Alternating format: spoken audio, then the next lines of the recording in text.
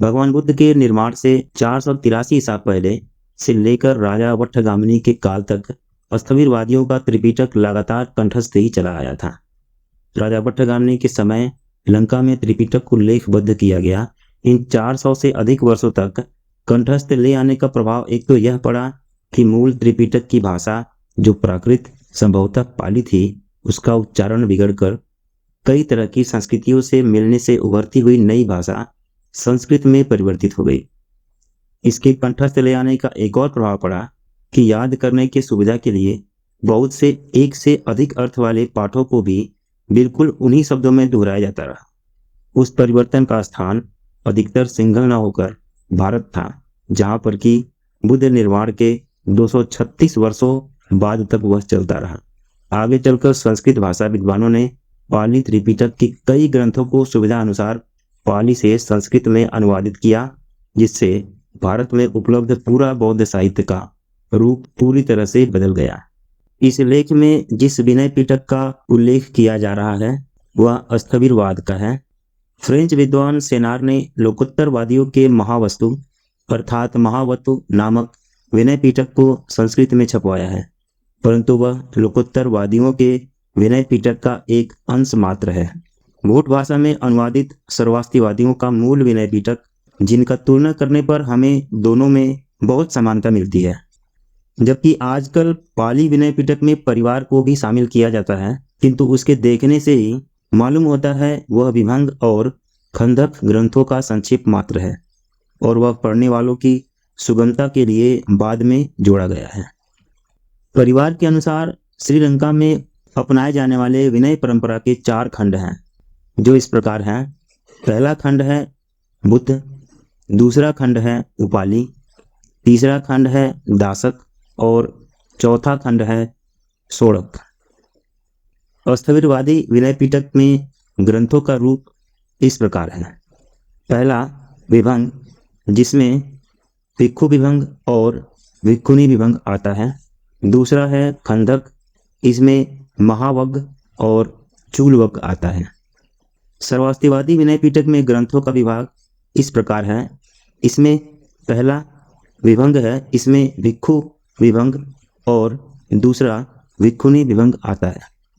दूसरा विनय वस्तु, जिसमें विनय महावस्तु और विनय क्षुद्रक वस्तु आता है। स्थविरवादी व सर्वास्तिवादी निकायों के विनय पिटक में ग्रंथों का विभाग देखने से मालूम होता है कि विभंग के संबंध में तो दोनों निकाय एक राय रखते हैं, परंतु दूसरे भाग के लिए स्थविरवादी खंदक का नाम देते हैं और सर्वास्तिवादी विनय वस्तु कहते हैं।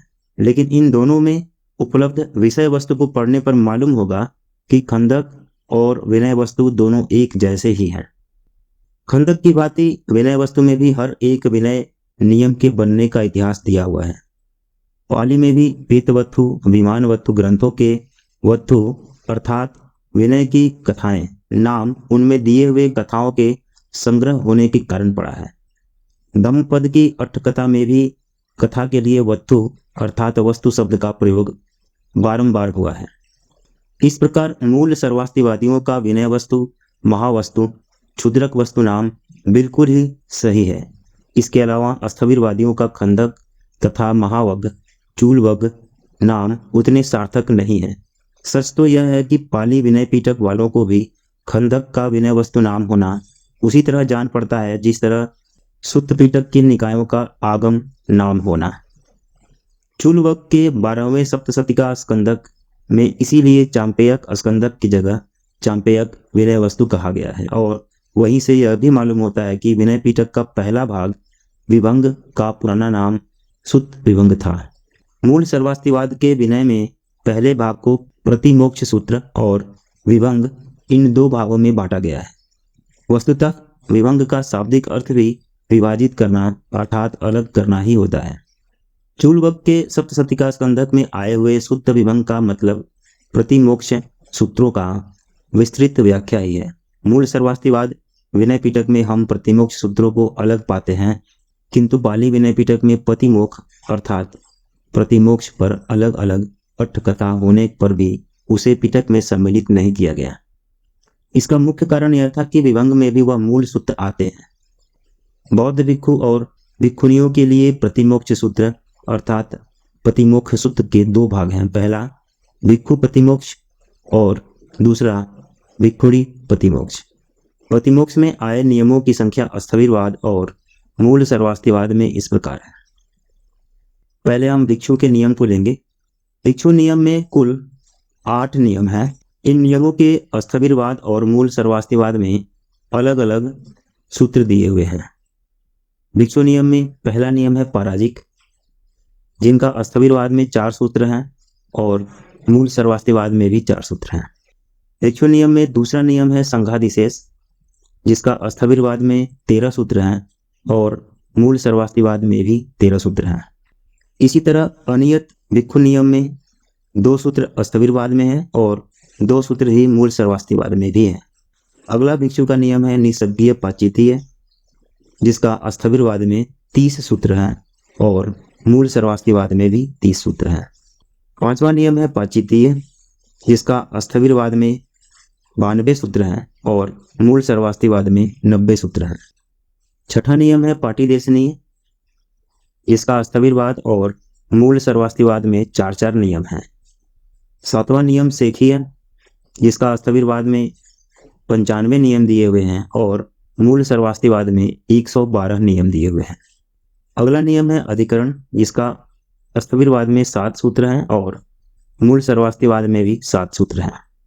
इस प्रकार इनकी कुल संख्या जोड़ा जाए तो स्थविरवाद में 227 नियम हैं और मूल सर्वास्तिवाद में 262 नियम हैं जो भिक्षुओं के लिए बताए गए हैं। इसी प्रकार हम भिक्षुणी के नियम अगर देखेंगे तो भिक्षुणी के लिए कुल 7 तरह के नियम बनाए गए हैं, जिनका स्थविरवाद और मूल सर्वास्तिवाद में कहीं कहीं पे अंतर देखने को मिलेगा। तो भिक्षुणी नियम के अंदर में हम पहला नियम पराजिक को लेते हैं। इसका स्थविरवाद में और मूल सर्वास्तिवाद में 8-8 नियम दिए हुए हैं। दूसरा नियम है संघादिशेष, इसका स्थविरवाद में 17 नियम है और मूल सर्वास्तिवाद में 20 नियम है। तीसरा नियम है निसर्गीय पाचितीय, जिसका स्थविरवाद में 30 नियम है और मूल सर्वास्तिवाद में 33 नियम है। चौथा नियम पाचितीय, जिसका स्थविरवाद में 166 अर्थात 166 नियम है और मूल सर्वास्तिवाद में 180 नियम दिए गए हैं। 5वां पाटीदेशनीय, जिसका स्थविरवाद में 8 नियम है और मूल सर्वास्तिवाद में 11 नियम है। 6ठा सेखीय, जिसका स्थविरवाद में 75 नियम और सर्वास्तिवाद में 112 नियम। इसका अगला नियम है अधिकरण समर्थ, जिसका मूल सर्वास्तिवाद में भी 7 नियम है और स्थविरवाद में भी 7 नियम है। अगर इनकी संख्या देखा जाए तो इनकी कुल संख्या स्थविरवाद में 311 और मूल सर्वास्तिवाद में 371 नियम है। अब इससे मालूम होता है कि स्थविरवाद के विनय पिटक की अपेक्षा मूल सर्वास्तिवाद के विनय पिटक में भिक्षुओं के लिए 35 और भिक्षुणियों के लिए 60 नियम अधिक हैं। खंडक और विनय वस्तु के मिलाने पर भी मूल सर्वास्तिवाद में अधिक नियम मिलते हैं। जिस प्रकार स्थविरवादियों का खंडक महावग और चूलवग में बटा हुआ है, वैसे ही मूल सर्वास्तिवादियों का भी महावत्थु और चूलवत्थु 2 भागों में बटा हुआ है। क्षुद्रक वस्तु के बाद में आए हुए 2 उत्तर ग्रंथ जो क्षुद्रक वस्तु के ही परिशिष्ट हैं, पाली महावग, चूलवग और महावस्तु के परिच्छेदों की तुलनात्मक तालिका इस प्रकार बनाई जा सकती है। महावग में महास्कंदक, उपोषित स्कंदक, वर्षोपनायिका स्कंदक, प्रवर्णा स्कंदक, चर्म स्कंदक, वैसज्य स्कंदक, कठिन स्कंदक, चीवर स्कंदक, चंपेयक वस्तु स्कंदक और कौसंबक स्कंदक आते हैं। इसी प्रकार महावस्तु में स्कंदक की जगह पर वस्तु या वत्थु लगा हुआ है। इनके ग्रंथ इस प्रकार हैं: प्रवज्या वस्तु, उपोषित वस्तु, वर्षा वस्तु, प्रवारणा वस्तु, चर्म वस्तु, वैसज्य वस्तु, कठिनास्थान वस्तु, चीवर वस्तु और कौसंबक वस्तु। इसी प्रकार चूलवक के ग्रंथ कर्म स्कंदक, परिवासिक स्कंदक, समुच्चय स्कंदक, समत स्कंदक, क्षुद्रक वस्तु स्कंदक, शयन आसन स्कंदक, संग भेद स्कंदक, वत स्कंदक और प्रतिमोक्ष स्थपन स्कंदक। महावस्तु में कर्म वस्तु, परिभाषिक वस्तु, पुद्गल वस्तु, समर्थ वस्तु, अधिकरण वस्तु, शयनासन वस्तु, संघवेद वस्तु और प्रतिमोक्ष स्थपन वस्तु। इस प्रकार चंपेयक वस्तु स्कंदक, समुच्चय स्कंदक, वत स्कंदक को छोड़कर बाकी सभी स्कंदक महावस्तु में आ गए हैं। पुद्गल वस्तु एक अतिरिक्त क्षुद्रक वस्तु के रूप में मिलता है और इनके अतिरिक्त वहां बहुत सी और बातें हैं जो कि स्थविरवाद के पाली विनय पिटक में नहीं मिलता है। मूल सर्वास्तिवाद की अपेक्षा स्थविरवाद के पाली विनय पिटक का संक्षिप्त होना भी उसके अधिक प्राचीन होने का प्रमाण है। सम्राट अशोक के समय सर्वास्तिवाद का केंद्र मगध में नालंदा था। बाद में मथुरा के पास उर्मुंड पर्वत अर्थात गोवर्धन पर्वत उसका केंद्र बना। संभवतः इसी समय सर्वास्तिवाद के विनय पिटक का संस्कृत में परिवर्तन हुआ। मथुरा के सर्वास्तिवाद अथवा आर्य सर्वास्तिवाद की पुस्तक अशोकावदान अभी भी उपलब्ध है। मथुरा में जब शकों की प्रधानता कायम हो गई और आर्य सर्वास्तिवाद उनका विशेष श्रद्धा पात्र हुआ, उसी समय उनका केंद्र उठकर कश्मीर गंधार चला गया, जहां पर शक साम्राज्य का केंद्र था। इस तीसरे सर्वास्तिवाद का नाम मूल सर्वास्तिवाद है। सम्राट कनिष्क के समय ईसा की प्रथम शताब्दी में विनय के नियम को लेकर कुछ मतभेदों को मिटाने के लिए श्रेष्ठ भिक्षुओं की एक सभा बुलाई गई, जिसमें त्रिपिटक ग्रंथ को लिखित रूप में संरक्षित करने के साथ साथ तीनों पिटकों पर विनय विभाषा नाम की टीकाएं लिखी गई। इसी कारण आगे चलकर सर्वास्तिवादियों का नाम वैभाषिक पड़ा। विनय विभाषा का अनुवाद सिर्फ चीनी भाषा में मिलता है। यह टीका उन परंपराओं पर आधारित है जो कि उस समय तक गुरु शिष्य क्रम से चली आ रही थी। स्थविरवादियों का विनय पिटक, जो कि मूल रूप से प्राकृत पाली भाषा में है, सम्राट अशोक के पुत्र महेंद्र और पुत्री संघमित्रा के साथ भारत से सिंघल पहुंचा। तब से अब तक लंका स्थविरवाद का केंद्र है। इसमें आई कथाओं की प्रामाणिकता की पुष्टि सांची, कनेरी आदि के स्तूपों से प्राप्त हुई अशोक कालीन बौद्ध आचार्यों की अस्थियों से हो चुकी है। इसके विनय पिटक की टीकाएं अट्ठकथाएं पहले अधिक थी। कुरिंद अट्ठकथा, महापच्चरी अट्ठकथा, संक्षेप अट्ठकथा, अंधक अट्ठकथा, महा अट्ठकथा आदि कई सारी अट्ठकथाएं बनी, जिनमें कुछ सिंघल की तत्कालीन प्राकृत भाषा में थी। 5वीं शताब्दी के आरंभ में भारतीय आचार्य बुद्धघोष ने इन्हीं अट्ठकथाओं की सहायता से पाली से संस्कृत भाषा में अपनी अट्ठकथाएं लिखी।